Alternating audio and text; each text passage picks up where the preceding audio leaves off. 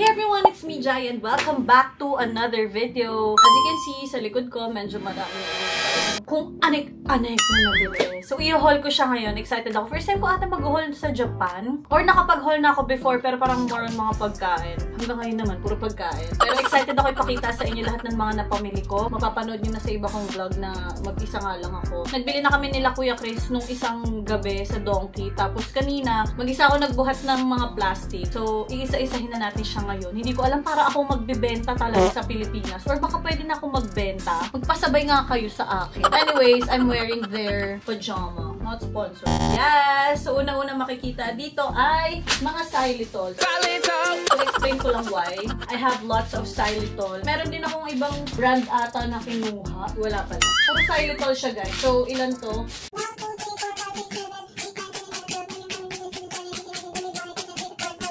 28 na xylitol gums.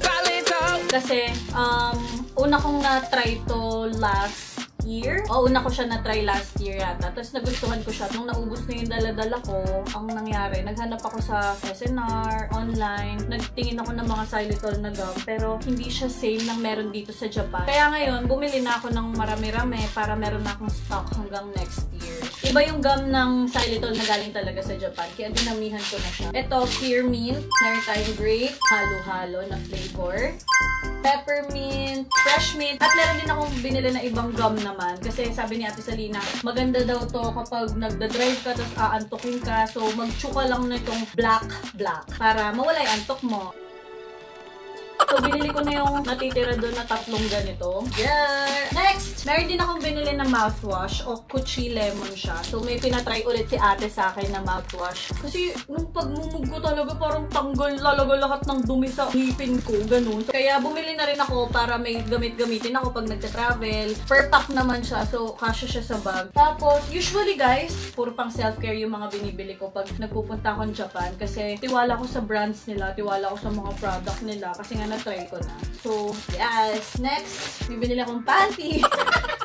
Kasi guys, nung dumating ako dito, wala akong masyadong dinala. Kaya bumili na ako. 4 siya. Mura-mura lang naman to. At seamless and fair. Next, bumili ako ng matcha. Hindi pwedeng mawala ang matcha natin dahil ito ay nagpapabuhay sa atin. Simula nung matry ko to, sobrang dali niya lang kasi gawin. Pwede mo siyang gawin at home or anywhere. Basta meron kang hot water or cold water. Depende sa'yo kung paano mo siya gustong timplahin. Natural! Next, bumili ako ng Ichiran instant noodle. Hindi pa ako nakakapag-ramen simula nung dumating ako. Kaya bukas babawi ako. Actually, ang oras po ngayon ay 5:16 AM. Diba? Buhay na buhay pa ang aking kaluluwa. Anyway, so bumili na rin ako dati nito nung pumunta kami nila mama last year. Para lang pag nagkikrave ng Ichiran. Pero alam mo, iba pa rin talaga kapag ramen talaga na galing sa kanila. Pero ayun, alternative lang habang nasa Pilipinas ka at wala pa naman atang ganito sa Philippines. Kung meron man, comment down below para mapuntahan natin yung ramenan na yan. Go! At itong mga to, hindi lang to sa akin. Kasi, alam niyo naman, nagpapasalubong tayo sa pamilya natin. Maraming makikinabang nito. And I love it. Next, bumili rin ako ng dilis with almond. Sarap nito nung pinatry sa akin ni Kuya Chris nung October naman last year. So, bumili ako ng 3, tapos isang may garapon. Ang sarap nito!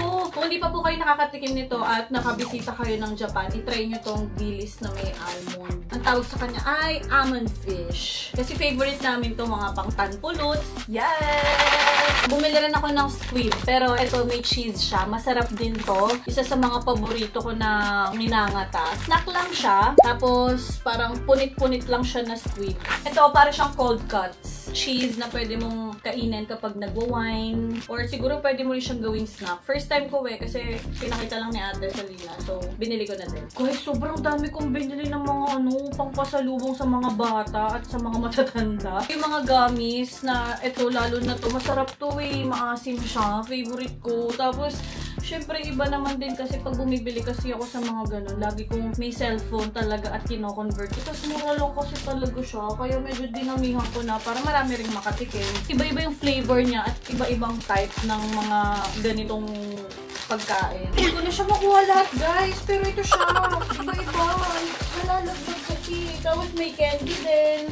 na lemon. So yan, iba-ibang flavor, iba-ibang type ng gummies. At meron din akong binili na vitamins. So, pinatry ako ni alaate nito kasi hindi ako nakapagdala. Tapos maganda daw to siya. 2 tablets siya a day. At nalaman ko din na ang mga Japanese pala guys ay hindi sila mahilig mag-vitamins kasi naniniwala sila na ang kailangan mo lang talagang gawin ay kumain ng mga healthy na mga pagkain like veggies, ganyan, healthy diet. Siguro, kailangan mo pa rin ng vitamins para panglaban sa kung anumang mga kasakitan and para maging maganda yung immune system mo. 200 pesos lang ata isang ganito. 60 capsules na siya. 2 tablets a day yung iinumin mo. Bumili rin ako ng Roto na pang chapped lips, dry lips kasi hindi ako nakapagdala. Eh, malamig na nga dito. Tapos, nararamdaman ko na parang nagda-dry na yung dito ko. Parang siyang windburn. So, bumili ako ng tatlo for 500 yen yata. Meron din akong binili for the first time. Hindi ko alam kung anong lasa niya. Pero ang ganda kasi ng packaging. Kaya ako siya binili. Baked cookie. Tapos para ang shala. O, diba? Hindi pa golden. Para bang Charlie the Chocolate Factory. Next, bumili ako ng mga lipstick and pang eyebrows. Pang pasalubong sa mga tita at sa mga momshi sa Pilipinas. Tapos meron din pala akong biniling mouth spray. Maganda daw yung mga brand na to, sabi ni ate. Japan products siya. Ito, mouth spray. Try nga natin to. Para pag nasa labas ka, ready ka makipag-usap kahit kanino. Basta dala mo to. Peach. Hindi lang ako fan ng peach. Pero parang siyang perfume, no? Cute ng lalagyan. Okay, isa to sa mga dinamihan ko ngayon. Kasi first time kong bumili ng brand na to last year. Kasi bumili ako ng goat's milk. Yun yung medyo dinamihan ko. Sabon at saka facial wash. Pero palagi ko nakikita, kahit nung nagpamassage kami sa may yatay, ang facial wash nila ay perfect whip. Tapos sila Ate Jopper din, ganito yung facial wash eh. So maganda siya and mura siya at the same time. Iba-ibang brand din. Meron akong binili na Sana. Sinabi mo. Maganda daw to. Itong brand na to. So, puro facial wash. Kasi kailangan ko ng stock ng facial wash. Naubos na rin kasi yung mga ibang PR na pinapadala sa akin. Kaya kailangan kong bumili ng bagong stock. So, ayan. Meron ako nito. Iba-iba. Chan, chan. Kuromi. Chan, chan. Ayan. Ayan. Ayan. Ayan. Ayan. Ayan. Tapos, kumuha ako ng naka-package na ganito, na color blue.